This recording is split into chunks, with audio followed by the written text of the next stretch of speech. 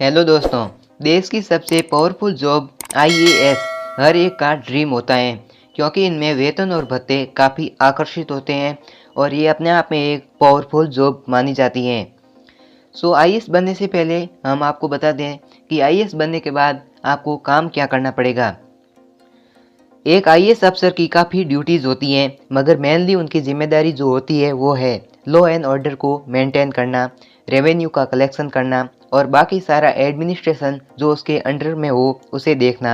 IAS अफसर के कर्तव्य के कुछ उदाहरण: राजस्व कलेक्शन करना, कार्यकारी मजिस्ट्रेट के रूप में कार्य करना, मुख्य विकास अधिकारी जिसको सीडीओ बोलते हैं, जिला विकास आयुक्त उसके रूप में कार्य करना, राज्य और केंद्र सरकार की नीतियों को अमल करवाना, पॉलिसी बनाने और निर्णय लेने में मदद करना, जिले में योजना बनाना और उचित निर्णय लेना और भी बहुत सारे कर्तव्य होते हैं जो आईएएस ऑफिसर बनने के बाद उनको करने पड़ते हैं। आज की हमारी वीडियो में हमने ये टॉपिक कवर किए हैं।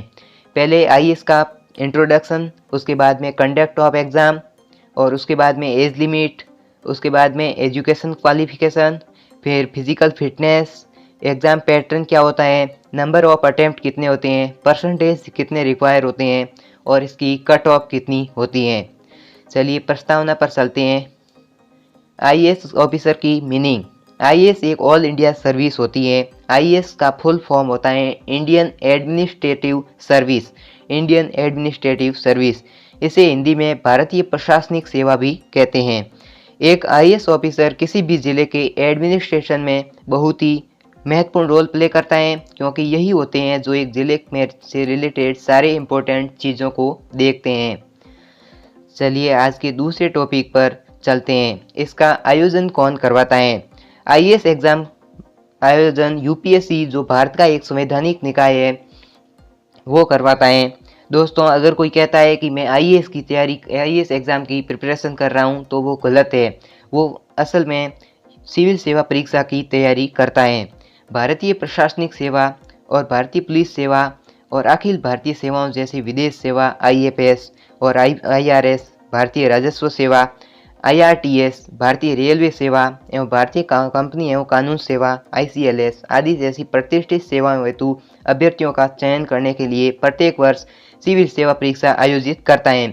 सिविल सेवा परीक्षा में आईएएस एक पार्ट है, आईपीएस भी एक पार्ट है। ये आईएएस एग्ज़ाम नहीं है, ये सिविल सेवा एग्ज़ाम होता है। प्रत्येक वर्ष लाखों अभ्यर्थी अपना भाग्य आजमाने के लिए इस परीक्षा में बैठते हैं, तथापि उनमें से चंद अभ्यर्थियों को भी राष्ट्र के वास्तुकारी की संज्ञा से विभूषित किया जाता है, सौभाग्य प्राप्त होता है। मतलब हर साल 10 लाख फॉर्म भरे जाते हैं, पूरे 10 लाख। उसमें से कुछ संधि लोग निकल पाते हैं। 10 लाख फॉर्म भरे जाते हैं, उसमें से 1000 वैकेंसी होती है, तो उनमें कुछ ही लोग होते हैं जो राष्ट्र के वास्तुकार की संज्ञा से विभूषित किए जाते हैं। चलिए आईएएस ऑफिसर की योग्यता क्या होती है वो देख लेते हैं। उसमें फर्स्ट टॉपिक आता है नागरिकता। सबसे पहली और इम्पोर्टेंट चीज़ होती है कि एक आईएएस अफसर बनने के लिए वह है, जो कैंडिडेट आईएएस अफसर बनना चाहता है वो इंडियन सिटीजन होना चाहिए। जो स्टूडेंट या कैंडिडेट भारतीय नागरिक होल्ड नहीं कर पाते हैं वो इस पोस्ट के लिए अप्लाई नहीं कर सकते। आईएएस, अगर आप आईएएस और आईपीएस बनना है, आईएएस और आईपीएस अगर बनना है तो भारतीय नागरिक होना बहुत ज़रूरी है। अदर सर्विस जितनी भी है, जैसे सिविल सेवा परीक्षा टोटल 24 एग्ज़ाम सर्विस के लिए कंडक्ट करवाई जाती है, उसमें से इन दोनों सेवाओं के लिए अगर आपको जाना है तो इंडियन नागरिक होना बहुत ज़रूरी है। उसके बाद जो भी है, जैसे आईआरएस है, उनके लिए जाना चाहते हैं तो नेपाल, भूटान, पाकिस्तान, उनके नागरिक भी अप्लाई कर सकते हैं, मतलब आउट ऑफ इंडिया भी अप्लाई कर सकते हैं। चलिए, एक इम्पोर्टेंट चीज़ होगी नागरिकता। सबसे पहली इम्पोर्टेंट चीज़ भारतीय नागरिक ही होना चाहिए। दूसरी है शैक्षणिक योग्यता। आईएएस अफसर बनने के लिए एलिजिबल होने के लिए एक कैंडिडेट के पास एक मान्यता प्राप्त इंडियन यूनिवर्सिटी की डिग्री होना बहुत ही ज़रूरी है। इसका मतलब है एक यूनिवर्सिटी जो इनकॉर्पोरेटेड हो एक्ट ऑफ पार्लियामेंट में, या फिर एक यूनिवर्सिटी जो एक डीम्ड यूनिवर्सिटी हो। यूनिवर्सिटी ग्रांट कमीशन यूजीसी के द्वारा अप्रूव होनी चाहिए, उसके अंदर की आपको डिग्री लेनी है। इसके अलावा ग्रेजुएशन के फाइनल ईयर के स्टूडेंट भी अप्लाई कर सकते हैं। प्रारंभिक परीक्षा के लिए इस एलिजिबल के बाकी क्राइटेरिया हैं।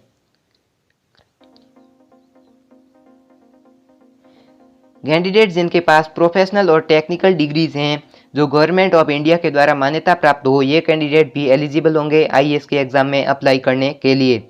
आईएएस प्रोविजनल बेसिस पे भी कुछ कैंडिडेट को एडमिट करेगा जिनके पास एमबीबीएस की डिग्री होगी। कैंडिडेट जिन्होंने कोई मेडिकल एग्जाम पास करा हो, अपनी इंटर्नशिप खत्म करे बिना।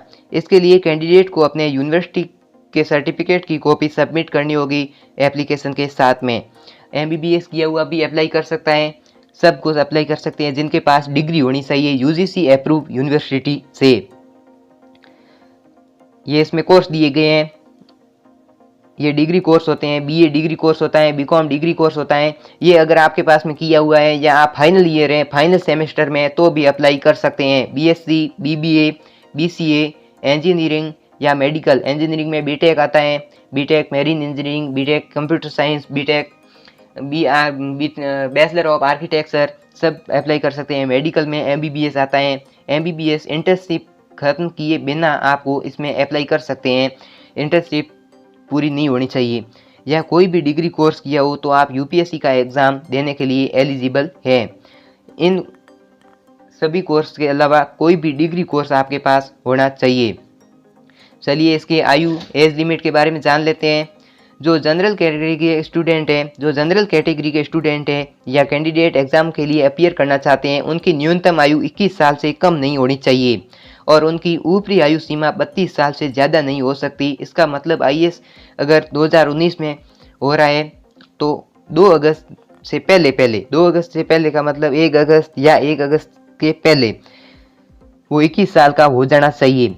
जैसे कि 2019 में अगर एग्ज़ाम होता है तो उसके उसी साल के 1 अगस्त से पहले 1 अगस्त या 1 अगस्त से पहले 21 वर्ष का हो जाना चाहिए और 1 अगस्त 1998 के बाद का पैदा नहीं होना चाहिए। इसके अलावा एज लिमिट में कुछ और मानदंड होते हैं, जैसे एसटी और एससी से कोई कैंडिडेट है उसको 5 साल की छूट मिलेगी, ओबीसी से है कोई तो उसकी 3 साल की छूट मिलेगी, 32 और 3 हो गए 35 साल, और एसटी एससी वालों को 5 साल की। कैंडिडेट जो जम्मू में 1 जनवरी 1981 से दिसंबर 31, 1990 तक रहते थे उनको 5 साल तक की एज रिलैक्सेशन मिलेगी। 3 साल की रिलैक्सेशन उन कैंडिडेट को मिलेगी जो डिफेंस सर्विस पर्सनल होते हैं और विकलांग होते हैं। सर्विस के दौरान दुश्मन देश में या फिर देश के किसी डिस्टर्ब एरिया में अगर वो गोली लग जाती है, विकलांग हो जाती है, तो उनको 3 साल की एज रिलैक्सेशन मिलेगी। 5 साल की रिलैक्सेशन मिलती है उन कैंडिडेट को जो भूतपूर्व सैनिक हो या इमरजेंसी कमीशन्ड ऑफिसर होते हैं, जैसे और शॉर्ट सर्विस कमीशन होते हैं, जैसे एसएसबी के थ्रू लेते हैं शॉर्ट सर्विस कमीशन्ड ऑफिसर, उनको 5 साल की रिलैक्सेशन मिलेगी। 5 साल की मिलिट्री सर्विस की हो उन्होंने और 1 अगस्त 2019 में जैसे एग्ज़ाम हो रहा है तो 1 अगस्त 2019 तक और जो रिलीज हो गए हैं उनका अपना असाइनमेंट खत्म कर दिया हो, जिनकी कोई फिजिकल डिसेबिलिटी हो गई हो मिलिट्री सर्विस के कारण या फिर इनवैलिडमेंट के कारण, तो इनको 5 साल की एज रिलैक्सेशन मिलेगी। चलिए यूपीएससी सीएससी में पूर्व सैनिकों, कमीशन के प्रस्ताव और एसएससीओ सहित के लिए अधिकतम 5 वर्ष की तक की आयु में छूट का प्रावधान है। जिन्हें सेवा से मुक्त कर दिया गया या बेशर्ते उन्हें न्यूनतम 5 वर्ष की सैन्य सेवा प्रदान की गई हो 1 वर्ष 2019 तक। पीडब्ल्यूडी कैंडिडेट को अधिकतम 10 वर्ष की आयु सीमा रखी गई है। पीडब्ल्यूडी कैंडिडेट को 10 वर्ष की आयु सीमा, सबसे अधिक पीडब्ल्यूडी मतलब पर्सन विद बेंचमार्क डिसेबिलिटी, जो भी विकलांग है जैसे उनको। चलिए नेक्स्ट टॉपिक पर चलते हैं। अब जान लेते हैं कि अटेम्प्ट कितने होते हैं। उम्मीदवार की आयु प्रारंभिक वर्ष के 1 अगस्त को पूरे 21 वर्ष का हो जाना चाहिए, किंतु 32 वर्ष का नहीं होना चाहिए, ये तो हो गया। अब सामान्य को 6 प्रयास मिलते हैं। कितने प्रयास? 6। ओबीसी को 9 प्रयास मिलते हैं, मतलब उस दी हुई एज लिमिट के अंदर आप 6 प्रयास दे सकते हैं और 9 प्रयास दे सकते हैं। उस एज लिमिट भी आपको ध्यान में रखनी है, जैसे 35 वर्ष से पहले आपको 9, और अनुसूचित एसटी एससी वालों को असीमित, विकलांग वालों को 9 और विकलांग पीएच उम्मीदवारों की श्रेणी के अनुसार उनको भी असीमित दिए हैं पीएस अन्य श्रेणी, जैसे कोई ज़्यादा विकलांग है तो उनको। चलिए नेक्स्ट टॉपिक है परीक्षा में एक प्रयास को प्रयास माना जाएगा। जैसे परीक्षा में कोई भी एक प्रयास देता है तो उसको प्रयास माना जाएगा। यदि कोई उम्मीदवार वास्तव में प्रारंभिक परीक्षा के किसी एक पेपर में उपस्थित होता है तो उसे परीक्षा में प्रयास माना जाएगा। जैसे आप प्रीलिम्स का एक भी पेपर देते हैं तो आपका प्रयास माना जाएगा। अयोग्यता के बावजूद, उम्मीदवारी रद्द करने के बावजूद अगर आपको एग्जाम से बाहर कर दिया गया है तो भी वो प्रयास गिना जाएगा, और उम्मीदवारी रद्द की गई है तो भी प्रयास गिना जाएगा। परीक्षा में एक प्रयास को प्रयास गिना जाएगा। अगर आपने अप्लाई किया है, एक भी एग्जाम नहीं दिया है तो वो प्रयास नहीं माना जाएगा। प्रयास नहीं माना जाएगा अगर आपने एग्जाम नहीं दिया है, अप्लाई किया था यूपीएससी के लिए लेकिन एग्जाम नहीं दिया है तो वो प्रयास नहीं माना जाएगा। चलिए नेक्स्ट टॉपिक, इंपॉर्टेंट टॉपिक पर चलते हैं। शारीरिक मानक। कैंडिडेट जो एम्प्लॉयमेंट लेना चाहते हैं ऑल इंडिया सर्विस के साथ, उनको फिजिकल टेस्ट भी क्लियर करने पड़ते हैं जो कि गवर्नमेंट ऑफ इंडिया ने बनाए हैं। फिजिकली फिट होना सर्विसेज के लिए बहुत ही ज़रूरी है। साथ ही कैंडिडेट की मेंटली फिट होना भी बहुत ज़रूरी है। जो कैंडिडेट मेंटल और फिजिकल फिटनेस टेस्ट में पास नहीं करते उन्हें कैंडिडेट को अपॉइंटमेंट नहीं मिलती है। चलिए दोस्तों, इसका एक इम्पोर्टेंट ये भी है शारीरिक मानक। कई लोगों को ये पता नहीं होता शारीरिक मानक भी होता है। इंटरव्यू के बाद जस्ट दूसरे दिन होता है शारीरिक मानक। इंटरव्यू के दिन आपको मेडिकल टेस्ट के लिए हॉस्पिटल बता दिए जाएंगे और उसके दूसरे दिन आपको आपका मेडिकल होगा। जैसे आपके ब्लड टेस्ट होगा, यूरिन टेस्ट होगा, आपका फ्लैट फीट, आपका और हाइट वेट सब कुछ चेक होगा उसके अंदर। और आपको फिजिकल टेस्ट जो भी पास नहीं करता है उसको फाइनल अपॉइंटमेंट नहीं मिलती है, सर्विस लेटर नहीं आता है। अगर इससे संबंधित कोई भी क्वेरी है आपको तो आप चैट सेक्शन में ज़रूर बताइए, मैं आपकी मदद करूंगा ज़रूर। और चैनल पर नए हैं अगर तो चैनल को प्लीज़ सब्सक्राइब कीजिए अगर जानकारी आपको अच्छी लग रही है तो। सिविल सेवा परीक्षा, अब इसका प्रारूप के बारे में जान लेते हैं। सिविल सेवा परीक्षा मुख्यतः 3 चरणों में होती है। पहली है प्रारंभिक परीक्षा, दूसरी मुख्य परीक्षा और तीसरा साक्षात्कार में संपन्न की जाती है, जिनका सामान्य परिचय इस प्रकार है। पहली आती है प्रारंभिक परीक्षा। सिविल सेवा परीक्षा का प्रथम चरण प्रारंभिक परीक्षा कहलाता है। इसकी प्रकृति पूरी तरह वस्तुनिष्ठ होती है। ये होती है वस्तुनिष्ठ। वस्तुनिष्ठ का मतलब होता है आपको ऑप्शन दिए जाएंगे और गोले भरने हैं। ओएमआर शीट के अंदर ऑप्शन दिए जाएंगे और आपको गोले भरने हैं। ये ABCD में से एक सही विकल्प का चयन करना होगा। प्रश्न से संबंधित आपके चयनित विकल्प को आयोग द्वारा दी गई OMR शीट में प्रश्न सम्मुख दिए गए संबंधित गोले में उचित स्थान पर काले बॉल पॉइंट पेन से भरना होगा। चलिए इसके कितने पेपर होते हैं ये जान लेते हैं। सिविल सेवा परीक्षा प्रारंभिक परीक्षा 200 अंकों की होती है। वैसे इसके अंदर 2 पेपर होते हैं 200 अंकों के, लेकिन पहला पेपर होता है उसी के ही मार्क्स आपको मेरिट में बनते हैं। सेकंड पेपर होता है वो CSET का होता है, उसके मार्क्स आपको वो क्वालिफाइंग होता है, उसके मार्क्स ऐड नहीं होते, मेरिट बनेगी तब। सिविल सेवा परीक्षा 200 अंकों की होती है। वर्तमान से प्रारंभिक परीक्षा 2 प्रश्न पत्र शामिल है। पहला सामान्य दिन का, दूसरा civil services aptitude test CSET 80 प्रश्न आते हैं, जिसके अंदर 80 प्रश्न आते हैं और 200 अंकों के होते हैं। और क्वालिफाइंग पेपर होता है, इसके अंदर 33% मार्क्स लाने होते हैं, मतलब 67 अंक। 67 अंक लेकर आए तो आप क्वालिफाई है, अन्यथा नहीं। और CSET दोनों प्रश्नों में नेगेटिव मार्किंग होती है। इसके तहत 3 उत्तर गलत होने पर 1 सही का अंक काट लिया जाएगा। प्रारंभिक परीक्षा में कट ऑफ का निर्धारण सिर्फ प्रथम प्रश्न पत्र यानी प्रारंभिक परीक्षा प्रथम प्रश्न पत्र पर ही आधार पर ही किया जाता है। मतलब इसकी कट ऑफ निकलती है। जो भी मेंस के लिए एलिजिबल होते हैं, मेंस के लिए बैठने के लिए जो कट ऑफ निकलती है प्रीलिम्स की, वो पहले पेपर के आधार पर ही निकलती है। जैसे 200 अंकों का पेपर है उसके आधार पर ही निकलेगी। ये तो क्वालिफाइंग करना होगा आपको, ये ज़रूरी है। CSET का तो सिर्फ इसके अंदर 67% मार्क्स लाने हैं, तो 67% सारे लाए तो सारे एलिजिबल है, लेकिन इसकी कट ऑफ इसके आधार पर बनेगी। चलिए नेक्स्ट टॉपिक पर चलते हैं। इसके बाद में जो भी क्वालिफाइंग करता है, क्वालिफाई होता है, उसको मुख्य परीक्षा होती है। सिविल सेवा परीक्षा का दूसरा चरण मुख्य परीक्षा होता है। प्रारंभिक परीक्षा का उद्देश्य सिर्फ इतना है कि सभी उम्मीदवारों में से कुछ गंभीर योग्य उम्मीदवार को चुन लिया जाता है। वास्तविक उन परीक्षा चुने उम्मीदवार को भी आयोजित कराई जाए। मुख्य परीक्षा मतलब इसका मतलब ये है कि प्रारंभिक परीक्षा में जो भी बैठते हैं उसको अच्छे कैंडिडेट जितने भी होते हैं उनको मुख्य परीक्षा में बैठने का मौका मिलता है। चुने हुए उम्मीदवारों के बीच आयोजित कराई जाएगी। मुख्य परीक्षा 1750 अंकों की होती हैं और 1000 अंक सामान्य अध्ययन के 4 पेपर होते हैं। सामान्य अध्ययन GS के 4 पेपर 250 अंकों के 1000 नंबर के ये हो गए। और 500 अंकों का वैकल्पिक विषय 2 पेपर होते हैं, 250 अंकों के, 500 अंकों के ये हो गए, और एक पेपर होता है ऐसे का निबंध का 250 अंकों का। टोटल हो गए 1750, ये मेंस में होते हैं। इसके अलावा 2 पेपर आपको क्वालिफाइंग प्रकृति के होते हैं जिनकी मेरिट में नंबर नहीं जुड़ते। एक तो होता है इंग्लिश का, दूसरी कोई भारतीय भाषा, 8वीं अनुसूची में शामिल कोई भी भाषा। 300 अंकों के अंक निर्धारित हैं, जिसमें न्यूनतम अर्हता अंक 25%, मतलब 75 अंक। हर पेपर में 75 अंक लाने पड़ेंगे। 75 अंक से ऊपर कितने भी ला सकते हैं, न्यूनतम अंक 75 अंक होते हैं। ये दोनों पेपर क्वालिफाइंग प्रकृति के होते हैं, उनके मार्क्स मेरिट अंतिम फाइनल मेरिट के अंदर नहीं जुड़ते। ये क्वालिफाइंग करने आपको बहुत ज़रूरी है। इस प्रश्न पत्र के अंक योग्यता निर्धारण में नहीं जोड़े जाते हैं। गौरतलब है कि जहां प्रारंभिक परीक्षा पूरी तरह वस्तुनिष्ठ होती है, वहीं मुख्य परीक्षा अलग अलग शब्द सीमा वाले वर्णनात्मक या व्यक्तिगत, मतलब प्रारंभिक परीक्षा ऑप्शन आते हैं उसके अंदर, लेकिन इसमें पूरा वर्णन करना पड़ता है, लिखना पड़ता है हाथ पेन और कॉपी पर, मतलब वो जो भी उत्तर पुस्तिका दी जाती है उसके अंदर लिखना पड़ता है। इन प्रश्नों के विभिन्न विकल्पों में उत्तर चुनना नहीं होता, बल्कि अपने शब्दों में लिखना होता है। यही कारण है कि मुख्य परीक्षा में सफल होने के लिए अच्छी लेखन शैली बहुत ही महत्वपूर्ण मानी जाती है। मतलब इसमें लेखन शैली जिसकी भी होगी वो इसके अंदर सफल है। उसके बाद में इसका एक चरण आता है साक्षात्कार। सिविल सेवा परीक्षा का अंतिम एवं महत्वपूर्ण चरण साक्षात्कार है। मुख्य परीक्षा में चयनित अभ्यर्थियों को सामान्यतः फरवरी और मार्च अप्रैल, ये फरवरी मार्च सामान्यतः का है दोस्तों। अभी ये कोविड का माहौल चल रहा है तो पोस्टपोन भी हो रहे हैं इंटरव्यू वगैरह।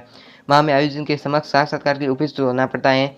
इसमें न तो प्रारंभिक परीक्षा की तरह सही उत्तर के लिए विकल्प दिए जाते हैं, न ही मुख्य परीक्षा में कुछ प्रश्नों अपनी सुविधा से प्रश्नों के चयन की सुविधा होती है। हर प्रश्न का उत्तर देना अनिवार्य होता है और हर उत्तर पर आपसे प्रति प्रश्न भी पूछे जाते हैं। हर गलत या हल्का उत्तर नेगेटिव मार्क्स जैसे नुकसान करता है। और इससे भी मुश्किल बात यह है कि परीक्षा में पहले 2 चरणों के विपरीत इसके लिए कोई निश्चित पाठ्यक्रम भी नहीं है। इंटरव्यू का कोई पाठ्यक्रम नहीं है। आपको वो जैसे भी टॉपिक पर पूछा जाएगा सवाल, आपको हर टॉपिक पर आपको बताना है। अगर नहीं बताया, हल्का उत्तर दिया, तो आपका नेगेटिव मार्क जैसे यहाँ पर सुविधा है। और दुनिया में जो भी प्रश्न सोचा जा सकता है वो इस पाठ्यक्रम का हिस्सा है। जैसे कोई अंतर्राष्ट्रीय मुद्दा हो गया, इंटरनेशनल मुद्दा हो गया, उस पर आपको चर्चा करनी होगी। वहाँ इंटरव्यू में ये प्रश्न पूछे जाते हैं इंटरनेशनल। दरअसल ये परीक्षा अपनी प्रकृति में होती है। इंटरव्यू का मतलब ये स्वाभाविक है, ये व्यक्तिगत परीक्षण है आपका, न कि कोई इसमें सिलेबस देके।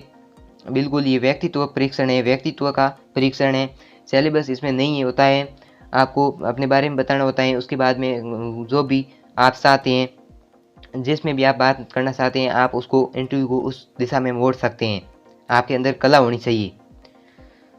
यूपीएससी द्वारा आयोजित सिविल सेवा परीक्षा इंटरव्यू के लिए कुल 275 अंक निर्धारित किए गए हैं। 1750 अंक मुख्य परीक्षा के, 275 अंक इंटरव्यू के तुलना में इस चरण के निर्धारित अंक कम अवश्य हैं, लेकिन अंतिम चयन एवं पद निर्धारण में इन अंकों का विशेष योगदान होता है।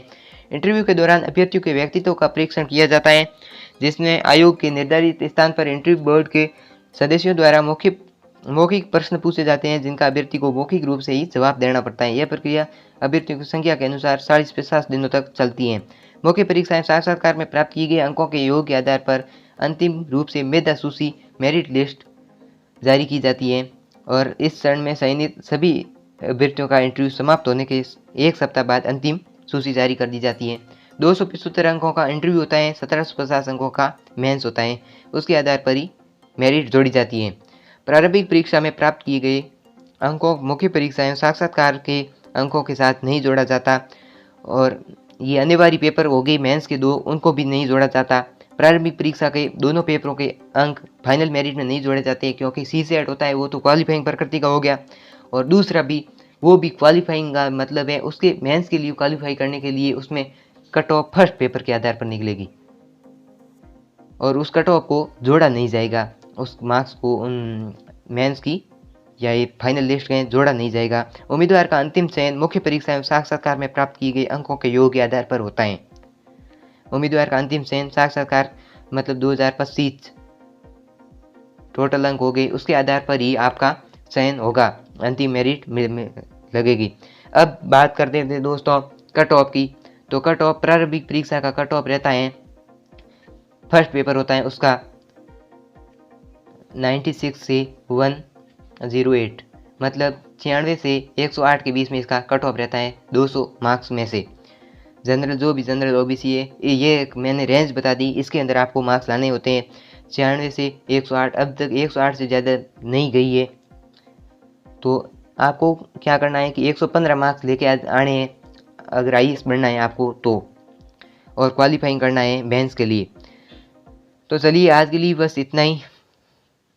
अगले वीडियो में मैं आपको बताऊंगा कि यूपीएससी के अंदर कौन से ऑप्शनल सब्जेक्ट है, क्या सिलेबस है। सो आज के लिए बस इतना ही। अगर आपको जानकारी अच्छी लगी तो वीडियो को लाइक करें, प्लीज़ चैनल को सब्सक्राइब करें। चैनल को एक बार सब्सक्राइब करें, जो भी आईएएस बनना चाहता है उनके साथ शेयर कर दीजिए दोस्तों के साथ। So thank you.